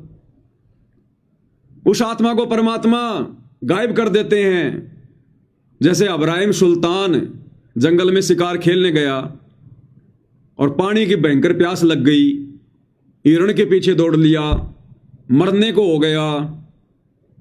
फिर उसने देखा कि एक बहुत सुंदर बाग है, बढ़िया तालाब में पानी है, एक बाबा जी है, 3 जो है कुत्ते लेके बैठा हुआ है। उसने आम अंगूर खाए, सेब संतरे खाए, पानी पिया, घोड़े को खिलाया पिलाया, बाबा जी से बात करी। अंत में जब बाबा जी ने कहा कि नालायक भक्ति कर ले, ये तेरे बाप दादा हैं ये कुत्ते, इनको खिलाऊंगा मैं हलवा, दे उनके साकड़ की। और अब जो इब्राहिम सुल्तान है बलक बुखारे का बादशाह, वो भी मरने के बाद में कुत्ता बनेगा। ये जो बेल है ना तीसरी, उसको बांधूंगा। तो ये सुनकर इब्राहिम के पसीने आ गए, उसके चरणों में गिर गया नीचे, क्षमा करो परवरदिगार, क्षमा करो। 2 मिनट बाद में जब उठा तो देखा वहां तो कुछ नहीं, सब गायब। वो कुत्ते भी गायब, बाबा भी गायब, तालाब भी गायब, बाग बगीचे, सेब संतरे सब गायब। तो ये कोई बड़ी बात नहीं है परमेश्वर के लिए। परमात्मा तो पूरी सृष्टि को एक चुटकी में यूं गायब कर दे। अपने नाखून के ऊपर परमात्मा पूरी सृष्टि को ठहरा दे, नाखून पे जाके आधे बाल के ऊपर शकल पसारा, ऐसे पूर्ण ब्रह्म हमारा। तो ये परम शक्ति है सतगुरु रामपाल जी, कबीर भगवान। तो काल के द्वारा भेजी गई आत्मा, क्योंकि काल के पंथ को चलाने के लिए काल अपनी आत्मा भेजेगा। तो रानी मां के गर्भ में काल की आत्मा थी, और जैसे ही वो आत्मा बाहर आई, अब ये असंख्य कलाओं का स्वामी, गरीब सब पदवी के मूल हैं, सकल सिद्धि हैं तीर, दास गरीब सतपुरुष भजो अविगत कला कबीर। इनके पास तो पराशक्ति है, पराशक्ति जो 8 सिद्धि 9 निधि 24 सिद्धियों की जो स्वामी है, जननी है, पराशक्ति पूर्ण पटरानी, शतलोक की कहूं निशानी। जिस पराशक्ति से परमात्मा ने पूरी सृष्टि को रचा। तो गुरुदेव भगवान ने क्या किया? उस कबीर भगवान ने रानी मां के गर्भ से उत्पन्न काल के द्वारा भेजी गई आत्मा को उस सेकंडों में गायब, और परमेश्वर खुद शिशु रूप बनाकर अपनी शब्द शक्ति से, वो मां के गर्भ से नहीं आते, शिशु रूप बनाकर उसी अवस्था में रोते हुए और मां के बराबर में लेट गए। किसी को नहीं पता, भगवान ने आप और हमारी यानी इंसानों की चरम दृष्टि को भी धोखा दे दिया। कौन उत्पन्न हुआ था और कौन आ गया, काल की चरम दृष्टि को भी धोखा। इसलिए फिर गरीबदास जी के बारे में कहते हैं, और गरीबदास जी भी कहा करते थे, भाई मेरा तो जन्म हुआ है। क्योंकि जन्म तो हुआ था, लेकिन जन्म हुआ किसका? उस काल के द्वारा भेजी गई आत्मा का। इसलिए गुरुदेव कहते हैं कि गरीबदास जी का गांव छुडानी में जन्म हुआ। और फिर क्या कह देते हैं कि गरीबदास जी तो खुद परमात्मा थे, वो तो बंदी छोड़ थे।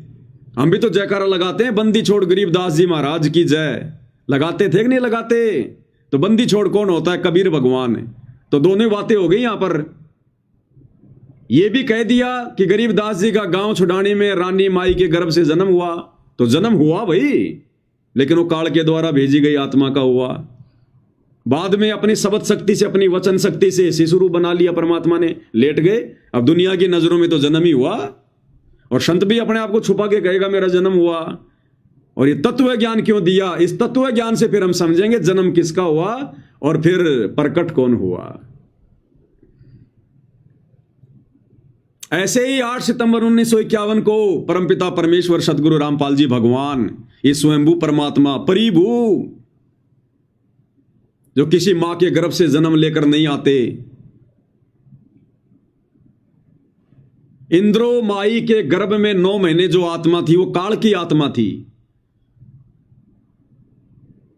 वो काल की आत्मा थी। संस्कारवश जिस आत्मा ने आना था उसके गर्भ से वो आत्मा थी, लेकिन परमेश्वर ने पिछली पीढ़ी में आना था, समय अपना निर्धारित किया हुआ था। और जैसे इंद्रो माई के गर्भ से वो आत्मा बाहर आई, उस आत्मा ने जन्म लिया, उसी समय सेम टू सेम लीला कबीर परमेश्वर जी ने अपनी वचन शक्ति से, शब्द शक्ति से अपना शिशु रूप बनाया, उस आत्मा को गायब कर दिया और अपनी मुंह बोली माता के बराबर में लेट गए जैसे भी थे।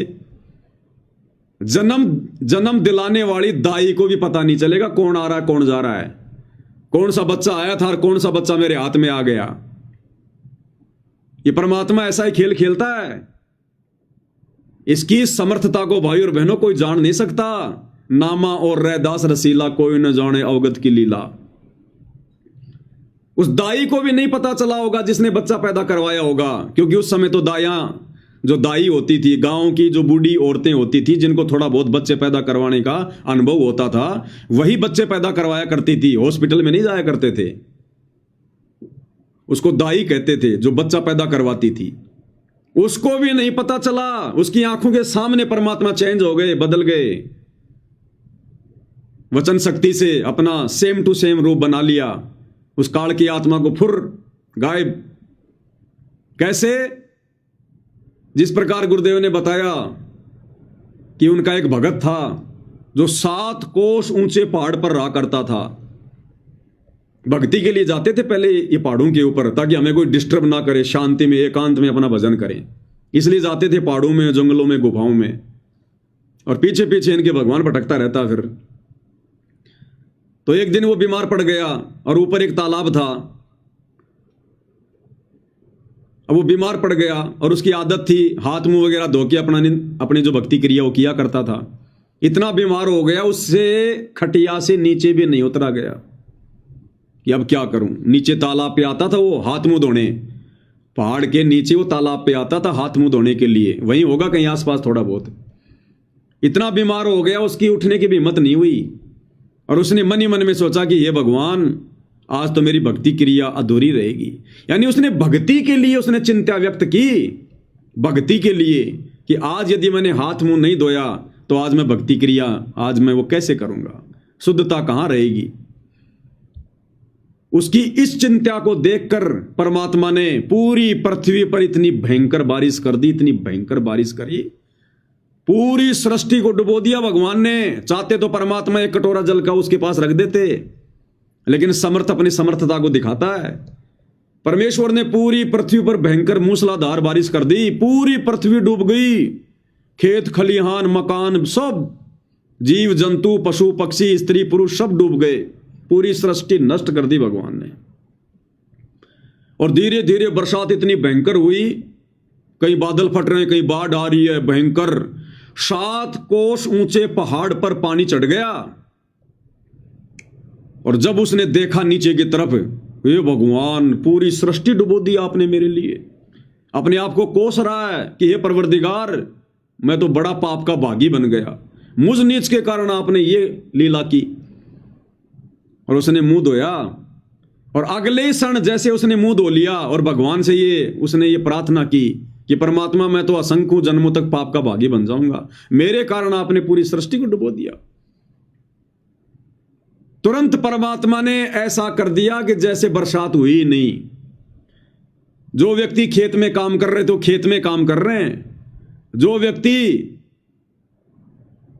अपने किसी ऑफिस में काम कर रहा था, कोई लिखा पढ़ी का काम कर रहा था पेन और उस कागज से, वो लिखा पढ़ी का काम कर रहा है, उनको पता भी नहीं क्या हो गया, उस बही के ऊपर एक पानी का टपका भी नहीं है।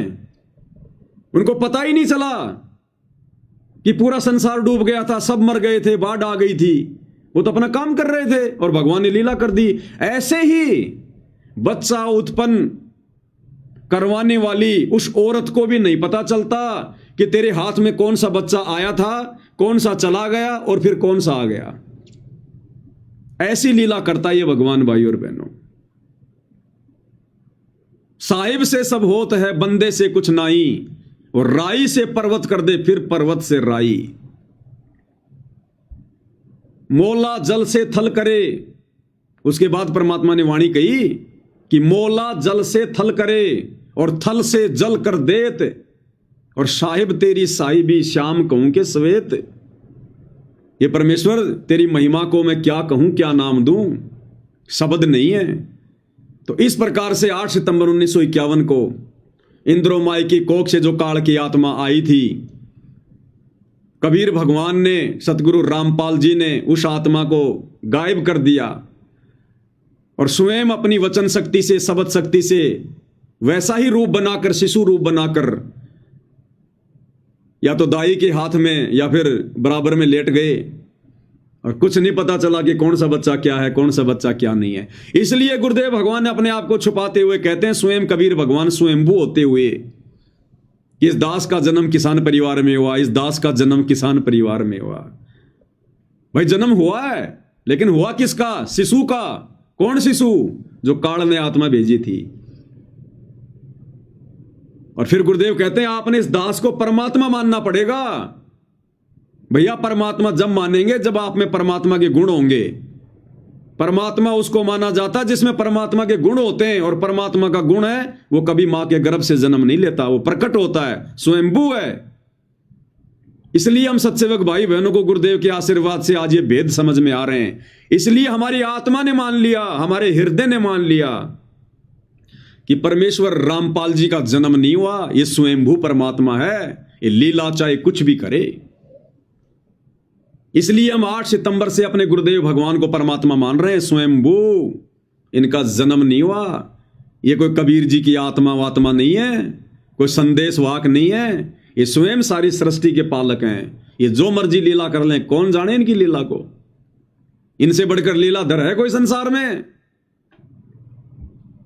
तो ऐसे परमेश्वर खेल खेलते हैं भाई और बहनों। इसलिए हम भगत भाई बहनों ने, चाहे हमारे खुद के भगत भाई बहन कितना क्यों ना चीखें, कितना क्यों ना चिल्लाएं, हमने 650 साल पहले वाली गलती नहीं करनी है। उस समय के उन पंडितों ने, उन विद्वानों ने हमारे को जो बहका दिया कि कबीर जी अनपढ़ है, कबीर जी अनपढ़ है, और हमने मान लिया कि हां कबीर जी अनपढ़ है। ऐसे ही वर्तमान में ये लोग कह रहे हैं, हमारे ही ये गुरु भाई, ये कोऑर्डिनेटर गुरु का परिवार, कि गुरु जी का जन्म हुआ है, गुरु जी का जन्म हुआ है। अब हम नहीं मान सकते भाई, एक बार धोखा खा गए, दोबारा धोखा नहीं खाएंगे। अब पिछली बार तो उसको अनपढ़ कह के रिजेक्ट करवा दिया, अब की बार तुम उसको जन्म लिया मान कर रिजेक्ट करवाओगे। अब की बार हम धोखा नहीं खाएंगे।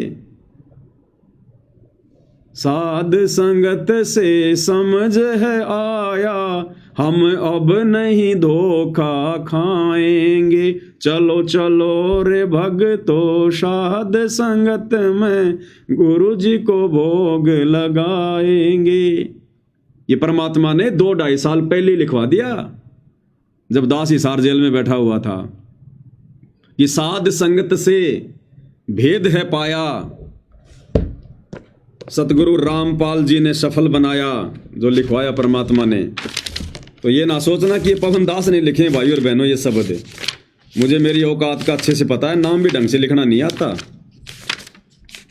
तो ये परमेश्वर ने लिखाए हैं। तो इसमें क्या लिखवाया परमात्मा ने?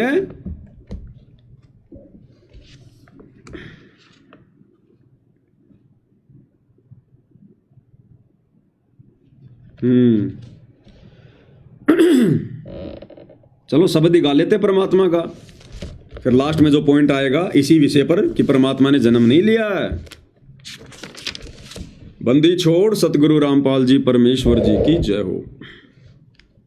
चलो चलो रे भगतो, साध संगत में गुरु जी को भोग लगाएंगे। चलो चलो रे भगतो, साध संगत में गुरु जी को भोग लगाएंगे, गुरु जी को भोग लगाएंगे, बंदी छोड़ को खूब रिझाएंगे, गुरु जी को भोग लगाएंगे, बंदी छोड़ को खूब रिझाएंगे। चलो चलो रे भगतो साध संगत में गुरु जी को भोग लगाएंगे। साध संगत में हंस है आते, सतगुरु को वो दिल से चाहते, साध संगत में हंस है आते, सतगुरु को वो दिल से चाहते, गुरु ज्ञान की चर्चा करके जीवन सफल बनाएंगे। हाँ, गुरु ज्ञान की चर्चा करके जीवन सफल बनाएंगे। चलो चलो रे भगतो साध संगत में गुरु जी को भोग लगाएंगे। साध संगत में हंस हैं आते। हंस कौन होते हैं? जो नीर खीर का निबेरा करते हैं, जो देखा देखी में नहीं चलते, आंखों पे काली पट्टी बांध के नहीं चलते, सुनी सुनाई बातों पे विश्वास नहीं करते, किसी के मनमाने आचरण का शिकार नहीं होते, जो ज्ञान को आधार बनाकर डिसीजन लेते हैं, वो होते हैं हंस। तो साध संगति में कौन आते हैं? वही आएंगे जो हंस आत्मा होंगी, क्योंकि साध संगतियां परमात्मा शुरू करवाते हैं और परमात्मा भीड़ को नहीं जोड़ते साध संगत में।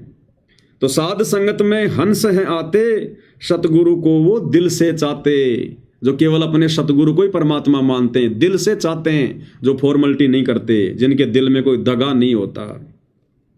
और क्या करते हैं फिर साध संगत में आके? राजनीति की चर्चा नहीं करते, बसों में बैठकर राजनेताओं की रैलियों में धक्के खाने नहीं जाते, गुंडों की सीबीआई जांच के समर्थन में नहीं जाते, गुरु ज्ञान की चर्चा करके जीवन सफल बनाएंगे। तो साध संगति में वही हो रहा है, गुरु ज्ञान की चर्चा होती है, ज्ञान आधारित चर्चा होती है, और अपना जीवन सफल बनाने की दिशा में आगे बढ़ते हैं भाई बहन।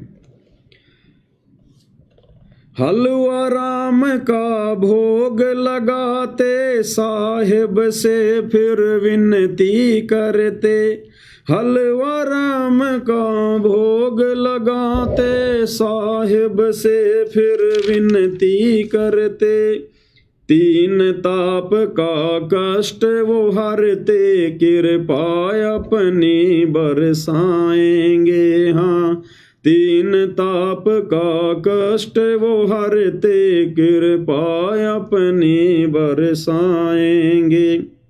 चलो चलो रे भगतो साध संगत में गुरु जी को भोग लगाएंगे।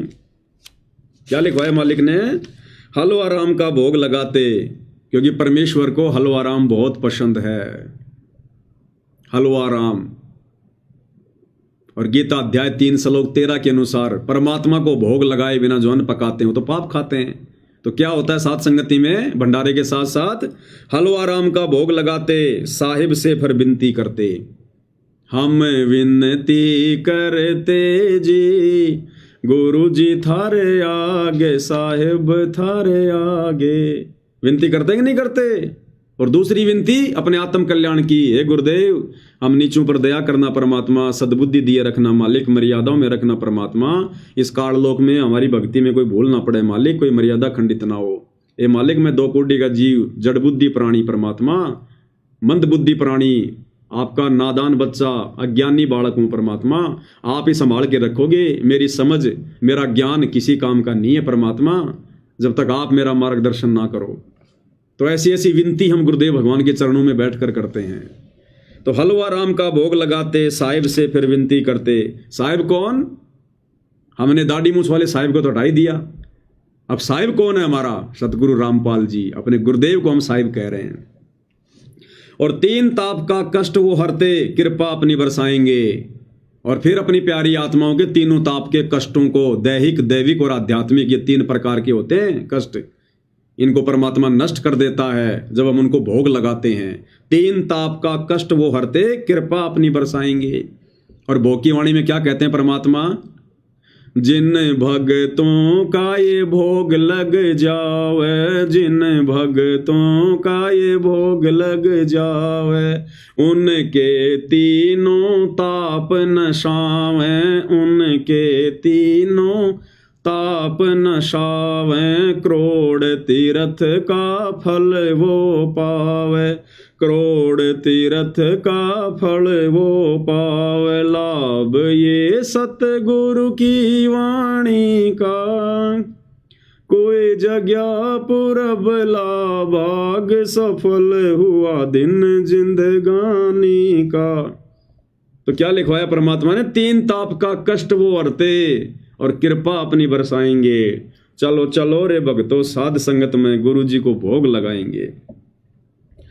साध संगत से मर्म है पाया, गुरु गोविंद का भेद मिटाया, साध संगत से मर्म है पाया, गुरु गोविंद का भेद मिटाया, 8 सितंबर पर कट वो हाया, हम सतगुरु दिवस मनाएंगे। हाँ, 8 सितंबर पर कट हो आया, हम सतगुरु दिवस मनाएंगे।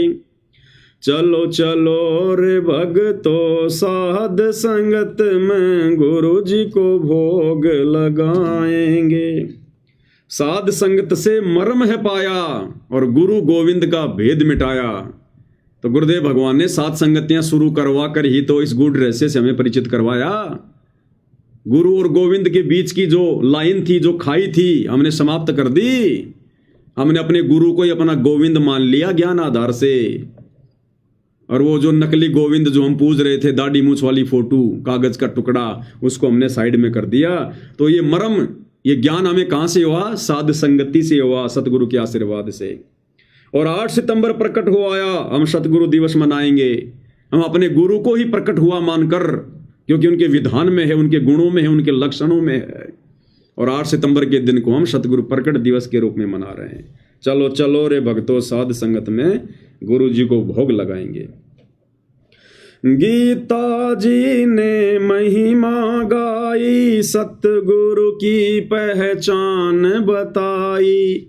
गीता जी ने महिमा गाई, सतगुरु की पहचान बताई।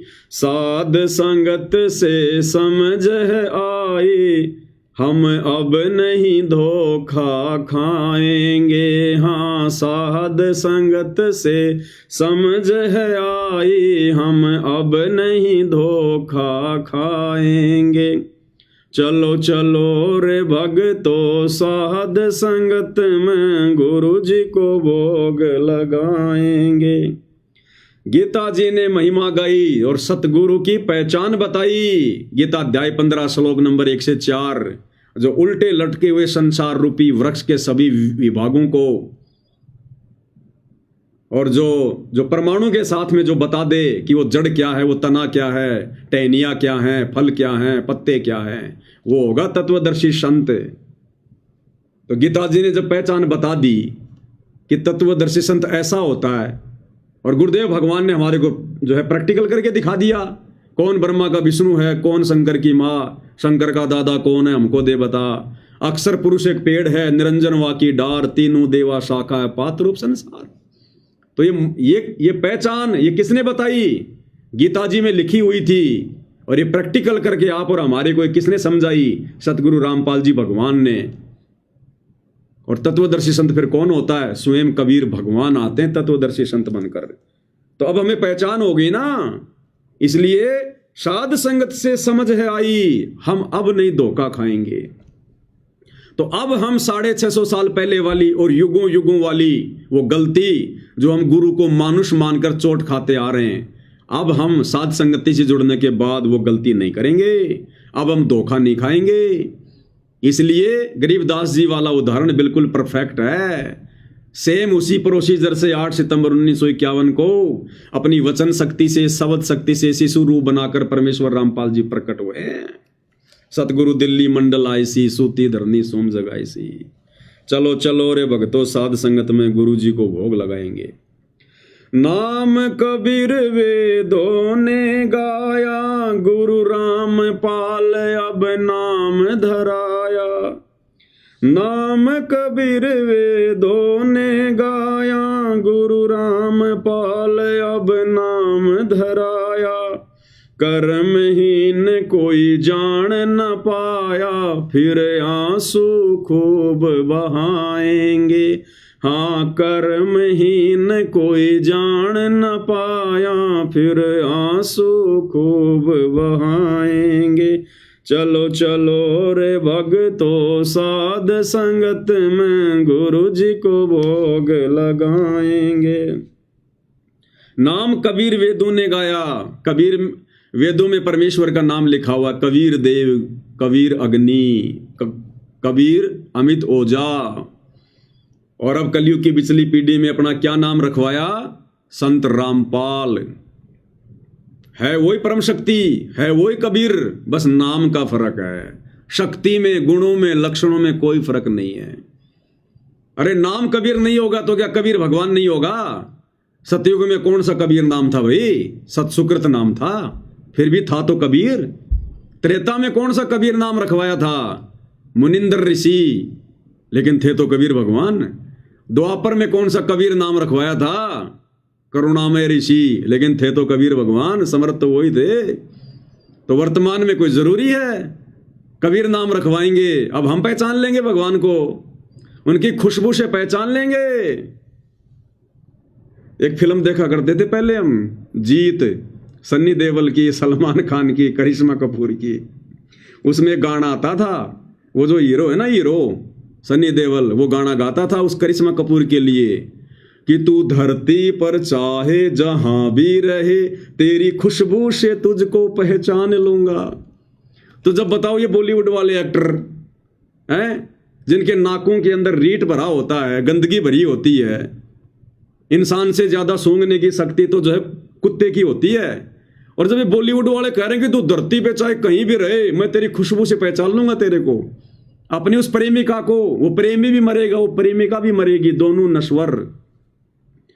तो भाई और बहनों, हम आत्मा अमर और हमारा परमात्मा अमर जो धरती पर आ चुका है, तो क्या अब उनके द्वारा दिए गए ज्ञान से हम नहीं पहचान पाएंगे अपने भगवान को? तो अब वो भगवान चाहे किसी भी नाम से क्यों ना आए, धरती के किसी भी कोने पर क्यों ना आए, अब हम अपने गुरुदेव भगवान को इस तत्व ज्ञान रूपी इस खुशबू से पहचान लेंगे कि हाँ, ये तो वही मेरा भगवान है, मेरा परमात्मा है, मेरा पति परमेश्वर है, जो 650 साल पहले मैंने अपनी गलती से इसको छोड़ दिया था, मानुष मानकर, गुरु मानकर। तो अब पहचान लेंगे भगवान को। और पहचान लिया तो नाम कबीर वेदों ने गाया, गुरु रामपाल अब नाम धराया। और परमात्मा ने खुशबू छोड़ दी 650 साल पहले। भाई जल्दी ले ले नाम गुरु का, तुझे मनुष्य जन्म मिल जावेगा। रामपाल तेरा सतगुरु आके, तन फिर भक्ति दर डावेगा। मन मान जा बुढ़ापा आवेगा। तो ये खुशबू छोड़ दी भगवान ने 650 साल पहले कि आगे चलकर मैं रामपाल नाम से आऊंगा। तो पहचान लिया ना मैंने अब। तो बताओ फिर कहां दिक्कत आ गई? नाम कबीर वेदों ने गाया, गुरु रामपाल अब नाम धराया।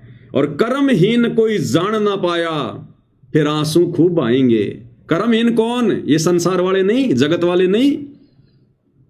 अरे उपदेश लेने के बाद भी जो संगत वाले, जो अपने गुरु को मानुष मान रहे हैं, मां के गर्भ से जन्म लिया हुआ मान रहे हैं, वो है मुख्य, वो कर्महीन। जो सतगुरु के संगत में आकर भी, संगत की सतगुरु के चरणों में आकर भी, उपदेश लेकर भी, तत्व ज्ञान सुनकर भी जो अपने गुरु को नहीं पहचान पा रहे, वो है रियल में वो कर्महीन प्राणी। सकल पदार्थ है जगमाही, और कर्महीन जो है कोई जान ना पाई। तो कर्महीन कोई जान ना पाया, फिर आंसू खूब आएंगे। और सतगुरु के यहां से जाने के बाद में फिर गुरु जी कहते हैं ना, मेरे जाने के बाद में फिर मेरी मंडी पूजेंगे, मंडी मेले भरेंगे, फिर क्या मिलेगा? यहाँ टट्टू मिलेगा। तो फिर आंसू बहाएंगे, फिर रोने के अलावा कुछ भी हाथ नहीं लगेगा। फिर चलो चलो रे भक्तों साध संगत में, गुरु जी को भोग लगाएंगे। तो ऐसी लीला करते हैं भाई और बहनों। इसलिए अब हम ये धोखा नहीं खाएंगे। परमेश्वर ने सात संगतियां इसीलिए शुरू करवाई है अब हमने पहचान लिया अपने भगवान को, अपने परमात्मा को, हमने उनकी खुशबू पहचान ली है। अब ये खुशबू भाई हम कहीं बैठकर भी सूंघ लेंगे, अपने परवरदिगार को पहचान लेंगे। अब हम धोखा नहीं खाएंगे, जो धोखा हम युगों युगों से खाते आ रहे हैं।